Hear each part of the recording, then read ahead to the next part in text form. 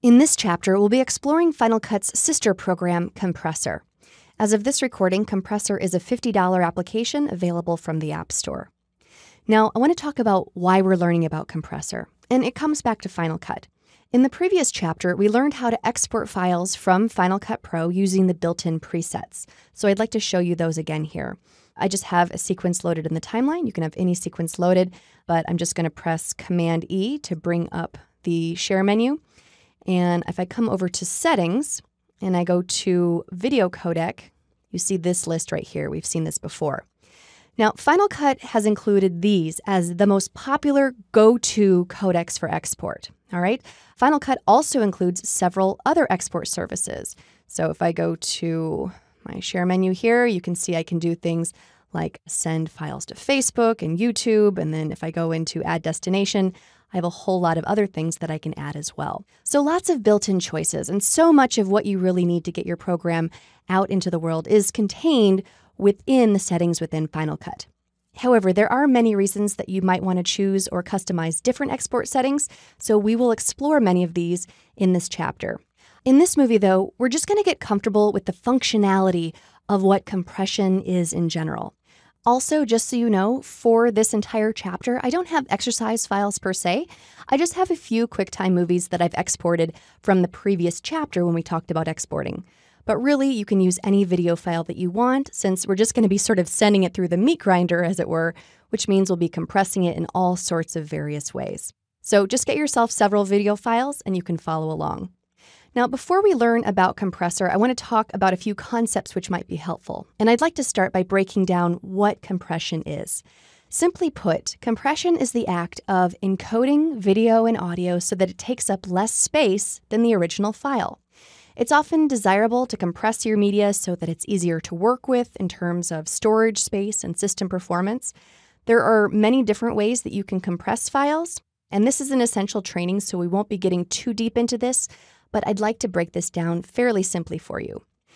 Now, there are quite a few characteristics of a video file that I want to describe, which can help determine different methods of compression. First, there's video resolution, which is the frame size in terms of width and height.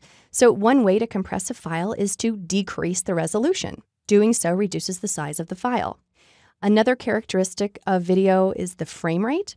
As we know, video is made up of many still frames played one right after another. Some common frame rates include 24, 25, 30, 50, and 60 frames per second, as well as several variations of those frame rates. So if you need to decrease a file size, you can technically decrease the frame rate. For example, if you need to get something very small and send it over email, for example, one of the things that you can do is halve the frame rate. So a 24 frame per second file can become a 12 frame per second file, for example.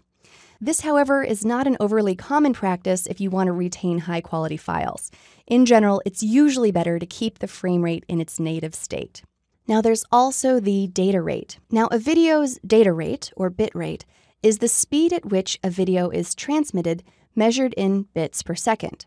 And the larger the data rate, the larger the file. So to give you some context of this, uncompressed HD has a data rate of 880 megabits per second. A very common codec called Apple ProRes 422 has a data rate of 140 megabits per second. And standard definition DVD video has a data rate of about 6 megabits per second. So all of this means that another option for compression is to change or reduce the data rate. And then, of course, we've mentioned this a couple of times already throughout this movie, but let's focus on it here. One of the largest and most often manipulated properties is the codec. Codec, simply put, stands for compression decompression.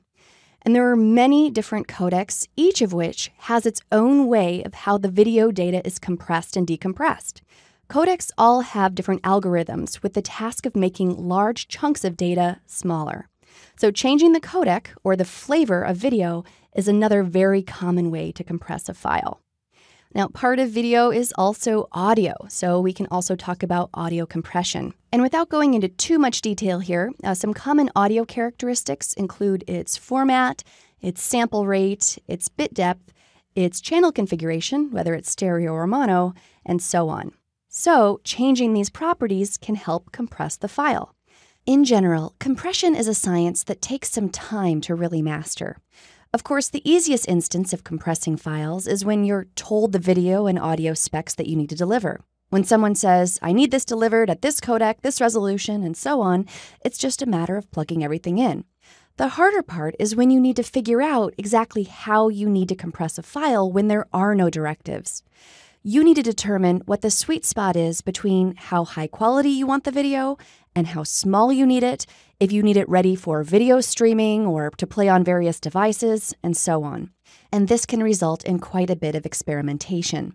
Now, the nice thing is that Compressor does offer some pretty detailed descriptions of what each preset is for, so it gives you a nice starting place.